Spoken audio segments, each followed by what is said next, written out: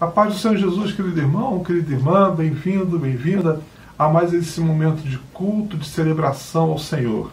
Salmo de número 67 diz assim: Seja Deus gracioso para conosco e nos abençoe, e faça resplandecer sobre nós o rosto, para que se conheça na terra o teu caminho, e em todas as nações a tua salvação. Louve-te os povos, ó Deus, louve-te os povos todos. Alegrem-se e exultem as gentes, pois julgas os povos com equidade e guias na terra as nações. Louvem-te os povos, ó Deus, louvem-te os povos todos. A terra deu o seu fruto, e Deus, o nosso Deus, nos abençoa. Abençoa-nos, Deus, e todos os confins da terra o temerão. O salmista ele é muito feliz quando escreve este salmo de celebração da vida que há em nós. O motivo do salmo é que Deus ele é fiel e justo, e ele julga com equidade, ou seja, de acordo com a sua própria grandeza. Por isso ele diz: louve-te os povos todos, louve-te. Nós temos motivos para louvar. Louvar porque quem está entre nós é o próprio Deus. Quem está entre nós é a própria fonte da vida. Quem está entre nós é aquele que zela por tudo aquilo que criou. Por isso cultuamos ao Senhor. Por isso nós nos juntamos como igreja, como comunidade, para louvarmos e meditarmos a sua palavra. Vamos ter a palavra de oração? Feche seus olhos, então. Pai querido, a cada dia, Senhor, que nos deparamos com a tua palavra, encontramos nela o sentido exatamente da tua vontade para com as nossas vidas. Assim como o salmista se preocupava, olhando o seu próprio tempo, e por que não dizer a ele próprio, com as suas contradições, com os seus pecados, nós também, Senhor, olhamos para nós mesmos e vemos que não somos perfeitos. Ajuda-nos, ó Pai, a cada vez mais compreender que a tua vontade é que tenhamos vida. E não só tenhamos, mas precisamos produzir vida. Isso, Senhor, nós só podemos fazer se tu nos orientar e mostrar o caminho. Se conosco, ó Pai, recebe, Senhor, esse culto que fazemos para a tua honra e tua glória, Senhor. Recebe os louvores que aqui cantaremos e as orações que aqui também fazemos. É o que nós te clamamos em nome de Jesus. Amém. Aleluia. Louvemos ao Senhor.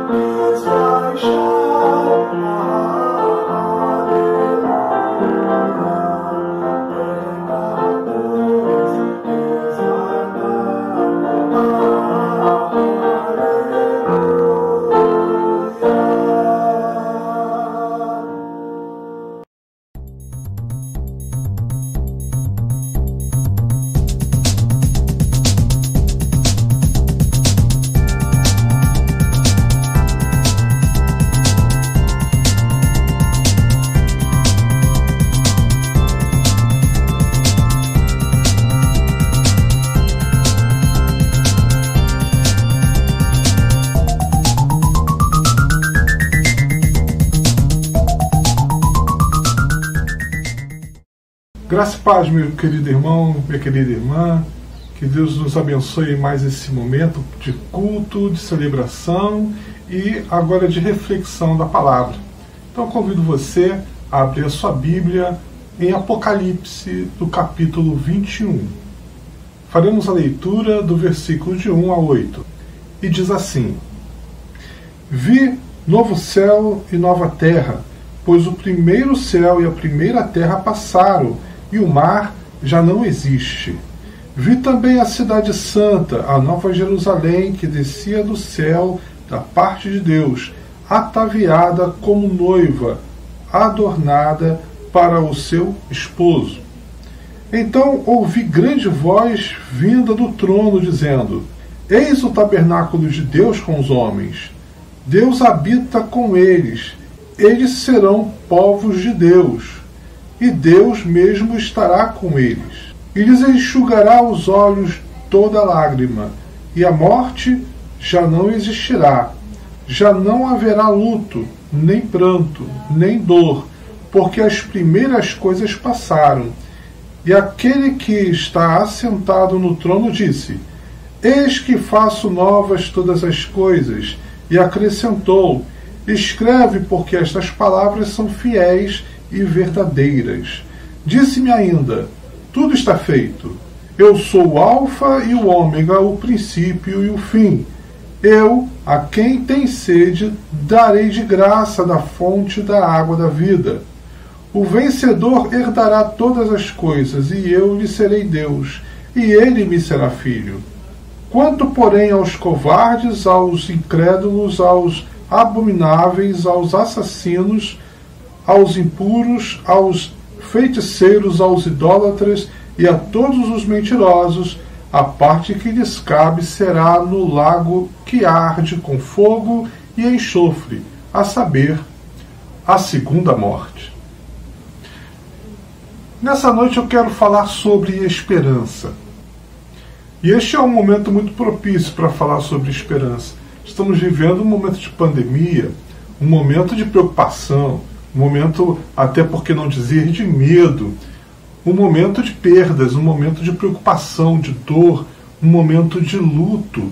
Então é um momento de podermos falar de esperança, de parar e esperar o socorro de Deus. Foi pensando assim que eu me senti incomodado e fiquei me perguntando: parar, esperar o socorro de Deus? Como assim? E aí me veio a pergunta: do que é que eu estou falando? Isso é esperança? Então eu fui pesquisar a palavra esperança e vi que a palavra esperança vem do latim ispis, que quer dizer confiança em algo positivo, que também tem a conotação de parar, de esperar. Esperar por algo positivo, parar até que algo positivo chegue. Foi então quando deparei com outra palavra, que é prosperar. E prosperar tem a mesma raiz da palavra esperança. Pro, que quer dizer a favor, e ispis, que é esperança. Mas vi que apesar da palavra prosperar ter a mesma raiz da palavra esperança, fiquei sem conseguir encaixar as duas palavras juntas, porque se esperança é parar, prosperar não pode ser parar, porque ao contrário, se eu paro, eu não prospero, se eu paro, eu não avanço. Foi então que percebi que esperança tem outras conotações, além de parar e esperar. Se for pegar a raiz da palavra esperança, ispis, do latim, ela também quer dizer expandir, aumentar, ter êxito, levar adiante qualquer projeto. Foi então que meus olhos se abriram e realmente este é o momento de falar de esperança. Não no sentido de parar, de esperar a salvação de Deus, a cura de Deus, a ação de Deus. Não, é algo que vai além.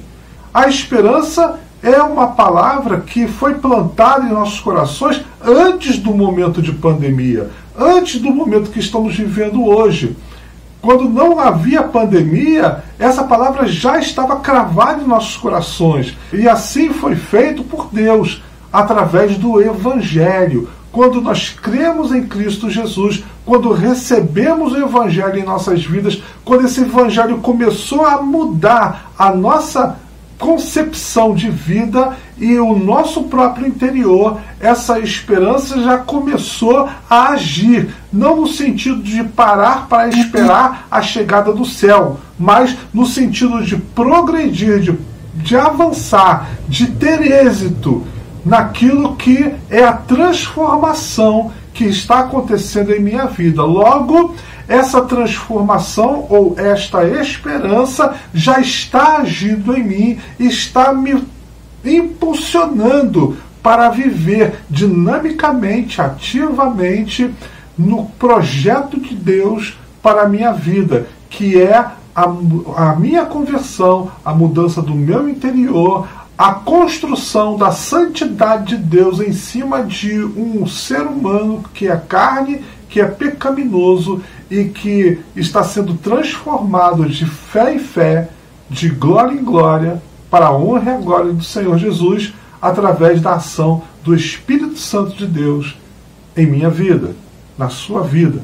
Assim somos nós, diante do Evangelho, diante da Palavra de Deus. Mas o que esperança, então, tem a ver com o texto que acabamos de ler? Então, em Apocalipse 21, convido você a refletir comigo nos 2 primeiros versículos. Que João, que está tendo essa revelação, diz estar vendo, então, um novo céu e nova terra. E o primeiro céu e a primeira terra já passaram. Não existe mais. E aqui um mundo novo, um mundo diferente, onde nem o mar existe. E diz mais, diz que vê vindo do céu a cidade santa, a nova Jerusalém, que descia do céu da parte de Deus, ataviada como noiva, adornada para o seu esposo. Então é bom lembrarmos que o apóstolo João, ele está falando do seu tempo, ele está falando daquilo que ele conhecia e ele vivia. E a cidade de Jerusalém era chamada Sião, a cidade santa era a cidade que eles viviam, e abençoada, assim eles entendiam. É interessante lembrar que em Gênesis, quando Deus fala a Caim do seu castigo por ter matado Abel, seu irmão, em Gênesis 4, diz assim: És agora, pois, maldito por sobre a terra, cuja boca se abrirá para receber de tuas mãos o sangue do teu irmão. Quando lavrares o solo, não te dará ele a sua força, serás fugitivo e errante pela terra. Caim, ele foi sentenciado para ser errante, para ser alguém que estaria fugitivo pela terra, errante, ou seja, alguém sem paradeiro, alguém sem uma comunidade, sem pessoas que ali o amparassem. E Caim, ele responde, ele diz: é tamanho o meu castigo que já não posso suportá-lo. Eis que hoje me lanças da face da terra e da tua presença. Hei de esconder-me, serei fugitivo e errante pela terra. Quem comigo se encontrar me matará. O Senhor, porém, lhe disse: assim, qualquer que matar a Caim está vingado 7 vezes. E pôs o Senhor um sinal em Caim, para que o não ferisse de morte quem quer que o encontrasse. Retirou-se Caim da presença do Senhor e habitou na terra de Nod, ao oriente do Éden. Mas ao contrário da sentença de Deus, ele vai construir uma cidade. Ao invés de andar errante, ao invés de Caim ser alguém sem uma comunidade, sem um acolhimento, ele, ao contrário disso, ele busca fundar uma cidade e assim ter ali uma comunidade, ter um lugar onde ele não esteja só, onde ele não esteja longe das pessoas, ou seja, ele deixe de ser errante. Mas não foi essa a sentença de Deus. Então a primeira cidade que na Bíblia, em Gênesis, se comenta é uma cidade que foi construída por Caim. Em paralelo a isso, encontramos lá no texto, então, de Apocalipse 21, a cidade santa. E essa cidade, então, agora, ela vem da parte de Deus. Ela não vem da parte dos homens, ela vem da parte de Deus. Ora, a cidade é um lugar que, logo nos princípios, podemos até chamá-las de aldeias, por exemplo, primeiramente como familiares, e depois crescendo, outras pessoas, além dos próprios familiares, podem se abrigar, podem ali viverem juntos. Então, uma cidade é uma organização, é uma associação de pessoas que vivem para se proteger, para se ajudar, para assim conseguirem ter uma vida um pouco menos custosa, ao contrário daquela vida do campo, quando a família é pequena e as pessoas precisam plantar e colher, construir todo o seu sustento, né? Uma comunidade como uma cidade, não. Como tem mais pessoas, muitas pessoas juntas podem ter progressos juntos e muito mais rápido. Mas sabemos também que quanto mais pessoas juntas, mais problemas também surgem. E assim, nós temos visto ao longo da história esses problemas se multiplicarem, dos mais simples aos mais severos, aos mais assustadores. E em meio a uma cidade, tendo uma doença, por exemplo, o risco de contágio também é grande e também se potencializa, e assim o mal também pode ser muito maior. Hoje vivemos, por exemplo, um distanciamento social. Estamos em uma cidade, mas estamos em um distanciamento social. Para quem consegue, se segue à risca. Para quem não consegue, se faz aquilo que pode. O nosso governo precisa ajudar para que a população não sofra tanto e assim possamos atravessar esse momento com vacinas, com o distanciamento social, o uso de máscara, tudo isso que nós já conhecemos e sabemos que é devido. Mas João fala de uma nova cidade, uma nova Jerusalém, Jerusalém que desce do céu. Já não é uma Jerusalém criada pelas mãos dos homens, ou seja, uma cidade criada pelas mãos dos homens, mas é uma cidade vinda da parte de Deus. É uma outra lógica, é uma nova vida, é uma nova dimensão de vida.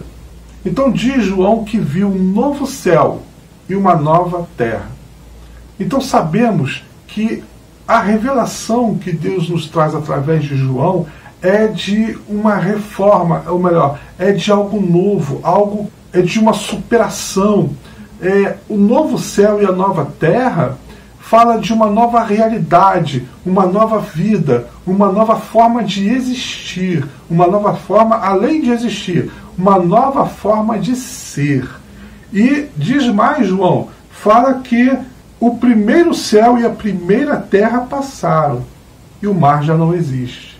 Então, o que nós estamos vivendo hoje, nessa realidade que temos hoje, nas políticas que temos hoje, na errância do ser humano que vivemos hoje, na minha e na sua, tudo isso passará, tudo isso não será mais uma realidade. João viu esse novo céu e essa nova terra, e João viu uma nova cidade, ou seja, uma nova comunidade, uma nova forma de se socializar, de viver em comunidade, a nova Jerusalém que vem da parte de Deus.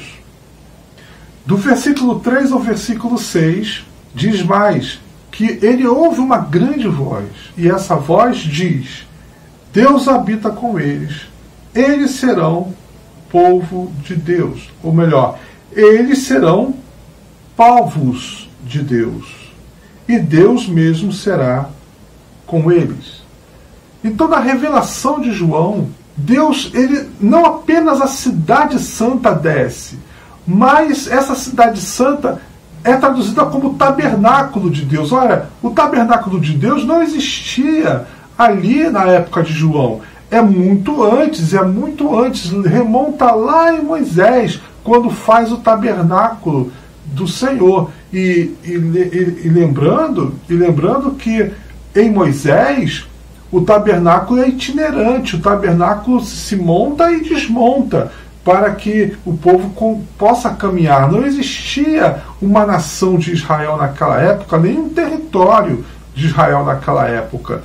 Então, Em João, quando ele fala que a Jerusalém, a cidade santa, desce do céu, diz mais, e diz que o próprio Deus vem morar nessa cidade e chama ela de tabernáculo, ou seja, o lugar não apenas de uma moradia, o lugar não apenas de uma habitação onde se possa cultivar e se possa ali ter uma sociedade de mútua ajuda, mas fala da presença do próprio Deus ali com eles, vivendo.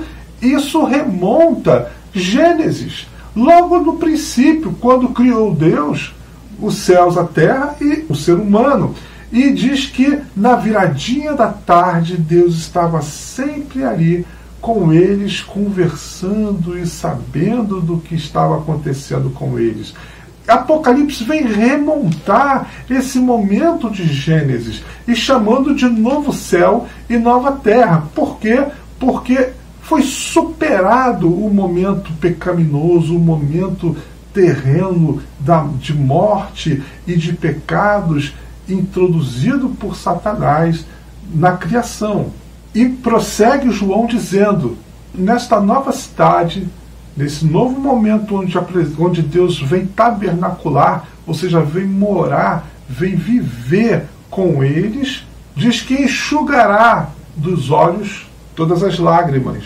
A morte já não existirá mais, já não haverá luto e, portanto, nem dor, porque as primeiras coisas passaram. Então, quando eu leio esse texto, em princípio eu penso, olha só, não teremos mais a morte, não teremos mais a dor, não vamos mais sofrer, vamos ter uma vida de prazeres, uma vida... Irmãos, não é isso. É além disso. Não é que nós não teremos mais essas coisas ruins que nos afetam hoje. É que teremos a presença de Deus contínua, perene nas nossas vidas. Então, essas coisas de dor, de morte, de luto, de choro, faz parte de uma realidade que passou, que na revelação de João não se encontra mais. Por quê? Porque a presença de Deus é perene para com os seus povos, e diz povos, não diz povo de Deus, diz povos de Deus. Ou seja, a diversidade de povos e de culturas pode até acontecer, mas a presença de Deus será perene. Não haverá representação alguma do pecado. E a representação do pecado é a dor, é o choro, é a morte, é o luto. Tudo isso é referência do pecado que habita neste mundo. Na Nova Jerusalém, essa realidade é outra. Não porque isso deixará de existir. Não é, não. É pela presença de Deus. A presença de Deus traz novas realidades, traz nova vida, traz nova forma de ser como um todo, não apenas em mim, mas no mundo inteiro, como um todo. Ou seja, tudo será transformado em santidade. Santidade é aquilo que Deus produz. E é vida abundante. Vida que gera vida. Vida que promove vida. Vida que exala vida. Vida que expressa vida. Vida sempre. Vida em amor. Então isso está ali na revelação que João está recebendo. Não é uma realidade que ele está vivendo, mas é a revelação daquilo que nos espera, daquilo que Deus tem preparado para nós, para todos aqueles que amam o Senhor. E por último, nesse momento de revelação, no versículo 5, Deus fala para João: escreve estas coisas. Ou seja, essa revelação não é uma revelação apenas para João. É uma revelação para que ele passe para nós. Então Deus diz para João: escreve essas coisas. Essas palavras são fiéis e verdadeiras. Deus dá de graça, irmãos. Deus dá de graça, irmão. Deus dá de graça, irmã. Deus revela a cada um de nós de graça, ou seja, não há nada que nós possamos fazer que possa mover a mão de Deus de forma que Ele retribua ao nosso gesto com uma salvação, com uma bênção. Tudo aquilo que Deus faz não vem como retribuição a atitudes nossas, mas vem como expressão do amor de Deus, que é derramado sobre todos os povos. Então, o versículo 6, no finalzinho, diz: darei de graça da fonte da água da vida a quem tiver sede. Essa é a expressão do Evangelho, essa é a expressão da igreja hoje. Nós não somos uma comunidade que vive para receber as bênçãos de Deus. Nós somos uma comunidade que vive para estender a mão, para dar àquele que precisa, àquele que tem sede, da água da vida. Ora, quem tem sede ou já passou por um momento de sede, sabe que ao beber água, um alívio toma conta do nosso corpo. Um alívio, uma salvação, um bem-estar toma conta do nosso corpo. O que nós estamos vendo hoje, por exemplo, no nosso dia a dia, é ao contrário. Muitas vezes abrimos a boca para julgar, muitas vezes abrimos a boca para apontar defeitos, até para acusar de faltas, acusar de coisas que não estão sendo feitas, e assim queremos que as pessoas nos escutem e façam o que é bom, o que é melhor. Ora, nós sabemos que não é assim que funciona. Quando nós queremos que haja mudança em nossas vidas, nós gostamos quando alguém vem e aponta para nós e nos acusa e briga com a gente? Não, gostamos que converse com a gente. Gostamos que as pessoas possam nos compreender e nos auxiliar até a caminhar, a serem pessoas melhores.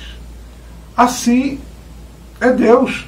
Deus conhece a nossa natureza pecaminosa e também como nós somos limitados. Por isso, Ele diz que nós somos filhos dele. E o pai, ao tratar com o filho, ele orienta, ele para junto, ele fica junto, ele quer entender, mas ele desafia, mas ele também coloca diante do filho a realidade para ser vivida, mas não abandona.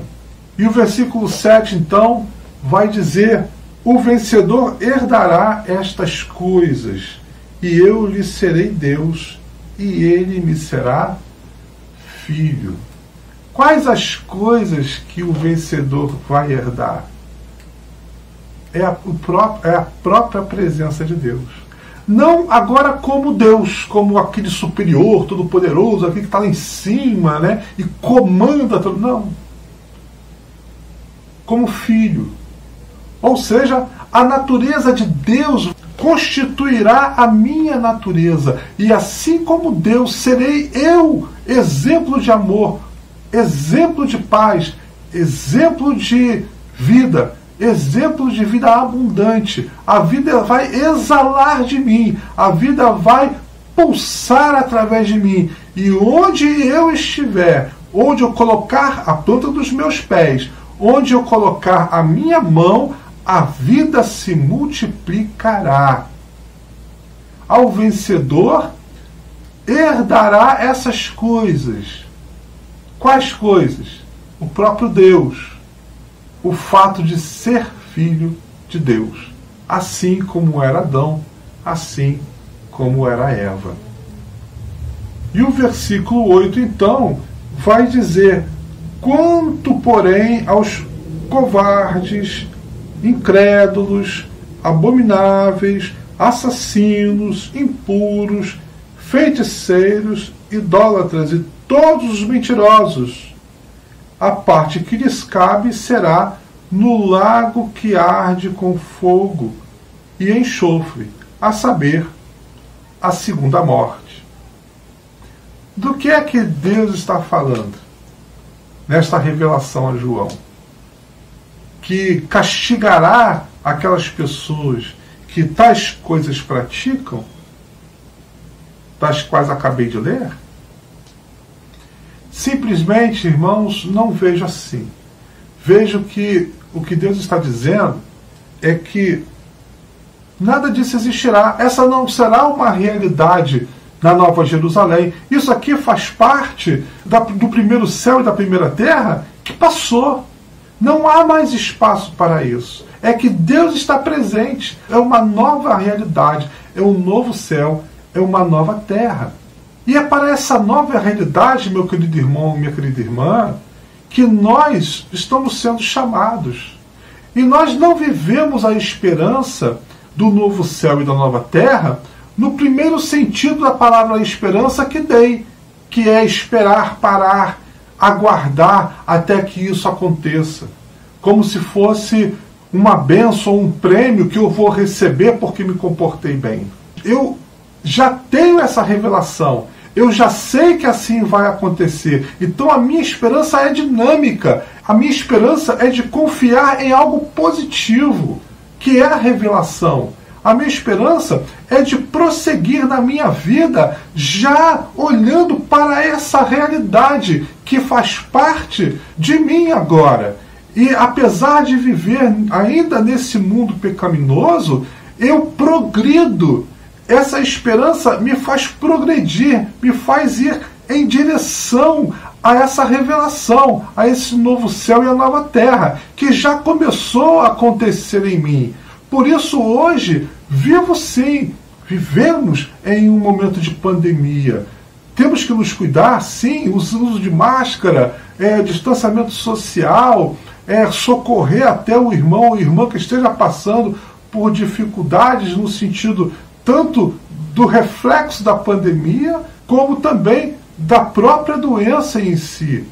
Mas, irmãos, o que molda a nossa vida hoje não é nos livrarmos da pandemia, mas é, ao contrário, é em viver nessa pandemia, viver na dinâmica dessa revelação, na esperança que está em nós, operando em nós e nos impulsionando a encorajar a cada irmão e a cada irmã. Nós venceremos sim, nós atravessaremos sim qualquer período da vida, inclusive o período de pandemia. Nada pode nos parar, nada pode deter essa esperança, porque essa esperança é dinâmica, ela me impulsiona, ela me leva além, ela me motiva, ela me anima a continuarmos a viver a vida de Deus que há em nós, na revelação do Espírito Santo que é derramado em nós, e através do apóstolo João, na revelação que acabamos de ler, Apocalipse 21, nos traz esse alerta de esperança. Esperança que não para, esperança que não está aguardando o livramento de Deus, mas a esperança que é dinâmica, que é a própria ação do Espírito que me impulsiona a caminhar e ir além. Que Deus assim, então, querido irmão, querida irmã, atue através das nossas vidas. Haja através das nossas vidas neste momento, e essa confiança continue sendo renovada no teu coração e no meu coração, de tal forma que a alegria de viver não seja apagada, não seja corroída, nem destruída, porque essa alegria de viver é a própria ação do Espírito. E sem a ação do Espírito, nós não somos nada, não somos ninguém. Que Deus nos abençoe, rique e poderosamente, em nome de Jesus. Disposta a mesa, ó Salvador, vem presidir aqui, ministra o vinho, corta o pão, nutrir-nos vem de ti.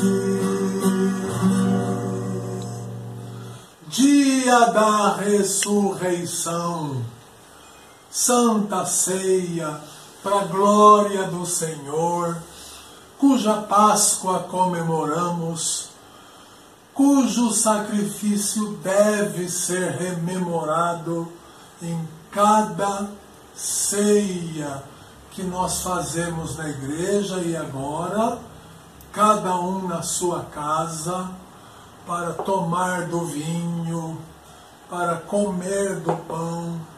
Oh, meu Pai, abençoa esse momento sagrado, em nome de Jesus. Senhor, perdoa as nossas faltas.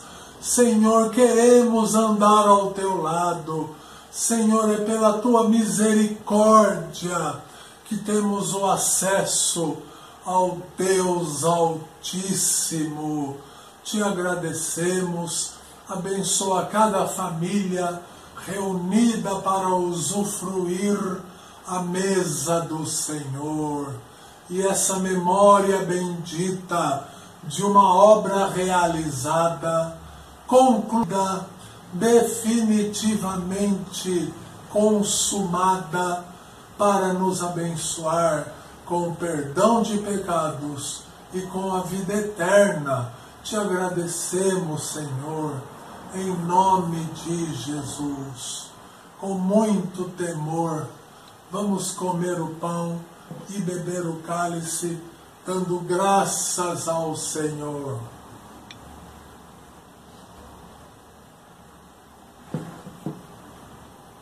Glória a Deus. Beba do cálice em memória de Jesus.